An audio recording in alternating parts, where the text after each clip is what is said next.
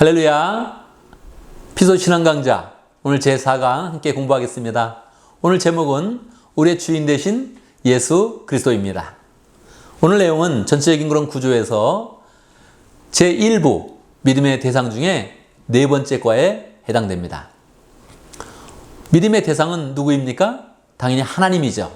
그런데 우리 기독교에서는 그냥 하나님 이렇게 믿는다고 하지 않고 삼위일체 하나님을 믿을 때 구원의 은혜를 우리에게 다가오는 구원의 은혜를 더 풍성하게 깨달을 수 있다고 했습니다.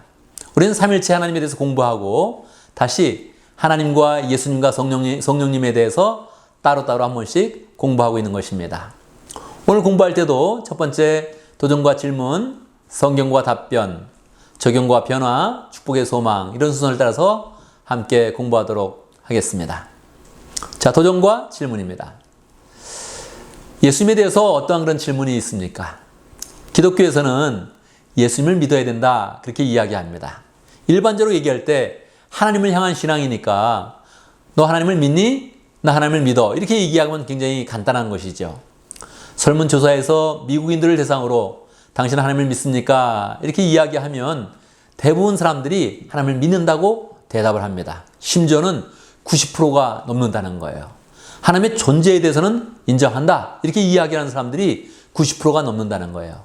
그런데 구체화시켜서 그러면 하나님이 보내신 예수님을 믿느냐, 예수님을 믿고 교회를 다니느냐 이렇게 했을 때는 그 비율이 60% 또는 50%대까지 떨어진다는 것입니다. 정기적으로 교회를 다니고 교회의 머리 대신 예수 그리스도를 내가 구주로 믿고 받아들입니다 하는 것이 50%까지 떨어진다는 거예요. 우리가 그냥 하나님을 믿는다 이렇게 이야기하면 되는데 우리는 왜 또 하나님 안에서도 예수님을 믿어야 된다 이렇게 이야기를 해야 하는 것일까요? 예수님을 믿는다는 것은 과연 어떻게 믿는다는 것일까요? 예수님의 어떤 부분을 믿는 것입니까? 또 예수님을 믿으면 우리에게 어떠한 축복이 있을까요? 성경의 답변을 한번 보도록 하겠습니다. 먼저 예수님에 대한 이름의 뜻을 살펴볼까요? 성경에서는 예수님의 이름을 예수님이 태어나기 전에 알려주었습니다. 천사가 나타나서 알려주었죠. 아들을 낳으리니 이름을 예수라 하라. 이는 그가 자기 백성을 그들의 죄에서 구원할 자이심이라 하니라. 마태복음 1장 22절입니다. 이 말씀은 천사가 미리 예수님이 태어난 그런 요셉과 마리아에게 알려주셨던 그런 그 내용이지요. 예수님의 이름은 간단히 이야기하면 구원 그렇게 됩니다. 풀어서 이야기한다면 자기 백성을 그 죄에서 구원할 자이다 그런 뜻을 가지고 있죠. 그래서 예수님 우리가 볼 때 우리의 그런 죄를 용서해 주시는 그런 예수님에 대해서 늘 생각을 해야 합니다. 그러면 예수님을 우리가 어떻게 믿어야 하는 것입니까? 이것은 예수님도 굉장히 중요하게 생각을 하셨습니다. 그래서 예수님께서 제자들과 함께 공생의 사역을 하실 때 어느 날 제자들에게 말씀하셨습니다. 저 멀리 한번 같이 여행을 가자 그렇게 말씀하셨어요. 어디로 가셨을까요? 성경에서는 가이사랴 빌립보로 가셨다 그렇게 합니다. 가이사랴 빌립보는 갈릴리 호수에서부터 약 한 40km는 떨어져 있는 것 같아요. 제가 거기서 차를 타고 1시간 정도 운전을 해서 거기를 갔습니다. 그러니까 저는 차를 타고 갔지만 예수님 당시에는 차가 없었으니까 걸어서 갔겠죠. 저희들을 따라가던 그런 예수님이 예수님 어디로 가십니까?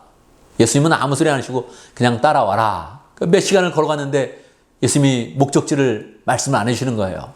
저희들도 묻겠죠. 예수님 어디를 가십니까? 예수님은 따라와라 따라와라 해가지고 가이사랴 빌립보까지 가신 거예요. 왜 가셨을까요? 거기는 수련의 장소와 비슷합니다. 저도 거기 차를 타고 가서 거기를 예수님이 쟤들과 함께 지냈던 곳을 찾았는데 한참을 찾았습니다. 한참을 찾다 보니 거기에 나무들이 많고 물이 있고 그리고 사방에 바위로 둘러싸여져 있는 아늑한 곳이 있었습니다. 거기서 예수님이 쟤들과 함께 발에 물을 담그고 그리고 쟤들에게 이야기를 하신 것입니다. 사람들이 나를 누구라고 하느냐? 쟤들은 쉽게 대답했죠.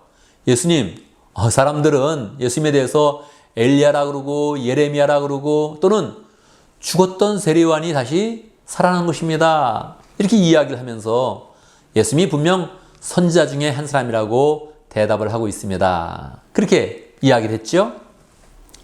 그랬더니 예수님이 이제 정말 중요한 그런 질문을 하는 것입니다. 그렇다면 너희들은 나를 누구라고 생각하느냐? 이 질문을 위해서 예수님은 제들과 함께 10시간 이상 걸어오신 거예요.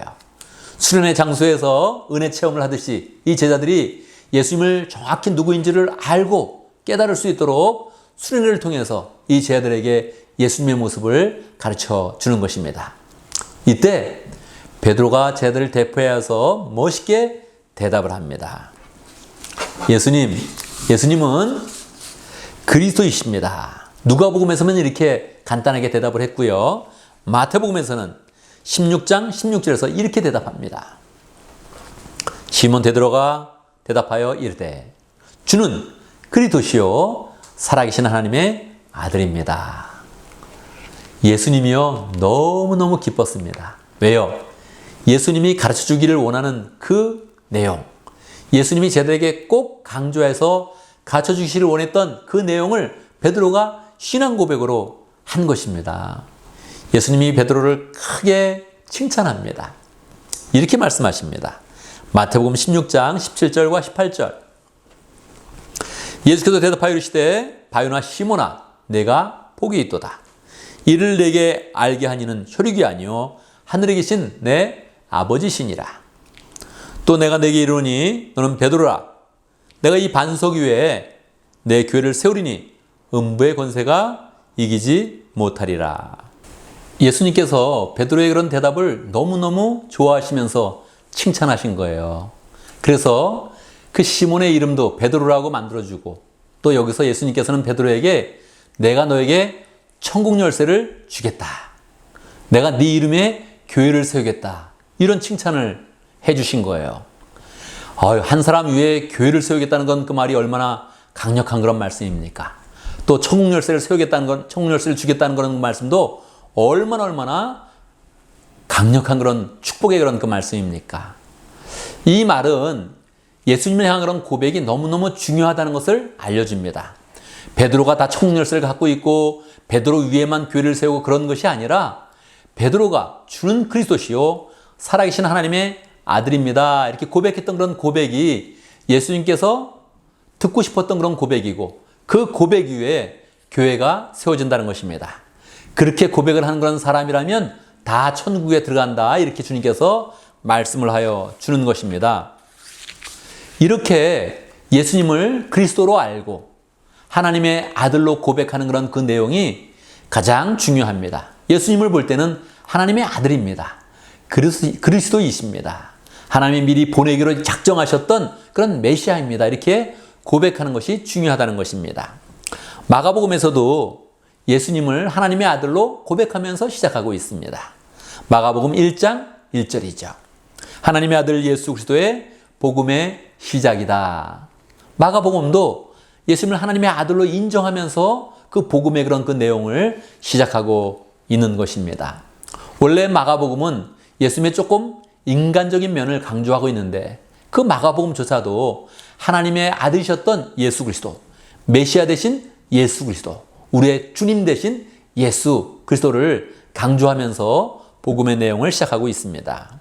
이렇게 이해할 때 우리는 골로새서 말씀도 또 빌립보서 말씀도 잘 조화를 이루면서 이해할 수 있게 되는 것이죠. 골로새서 1장 15절에서 17절입니다. 그는 보이지 아니하는 하나님의 형상이시요 모든 피조물보다 먼저 나신 이시니 만물이 그에게서 창조되되 하늘과 땅에서 보이지 않는 것들과 보이는 것들과 보이지 않는 것들과 혹은 왕권들이나 주권들이나 통치자들이나 권세들이나 만물이 다 그로 말미암고 그를 위하여 창조되었고 또한 그가 만물보다 먼저 계시고 만물이 그 안에 함께 섰느니라. 그렇게 이야기했습니다. 그래서 예수님을 단순히 선생님, 선지자 이렇게 이해해서는 절대 안 되고 하나님이요, 하나님의 아들이요, 메시아요, 주님이다 이렇게 고백하는 것이 중요한 것입니다. 빌립보에서는 이렇게 고백합니다. 그는 근본 하나님의 본체시나 하나님과 동등됨을 취할 것으로 여기지 아니하시고 오히려 자기를 비어 종의 형체를 가지사 사람들과 같이 되셨고 사람의 모양으로 나타내사 자기를 낮추시고 죽기까지 복종하셨으니 곧 십자가에 죽으심이라. 이러므로 하나님이 그를 지극히 높여 모든 이름에 뛰어난 이름을 주사 하늘에 있는 자들과 땅에 있는 자들과 땅 아래에 있는 자들로 모든 무릎을 예수의 이름에 꿇게 하시고 모든 입으로 예수 그리스도를 주라 시인하여 하나님 아버지께 영광을 돌리게 하셨느니라. 빌립보서 2장 6절에서 11절까지의 말씀입니다. 그래서 예수님이 하나님의 본체를 가지고 있고 하나님과 동등된 그런 위치였으나 그걸 포기하고 이 땅에 내려오신 주님이시다 하는 것을 우리가 잘 고백을 해야 됩니다.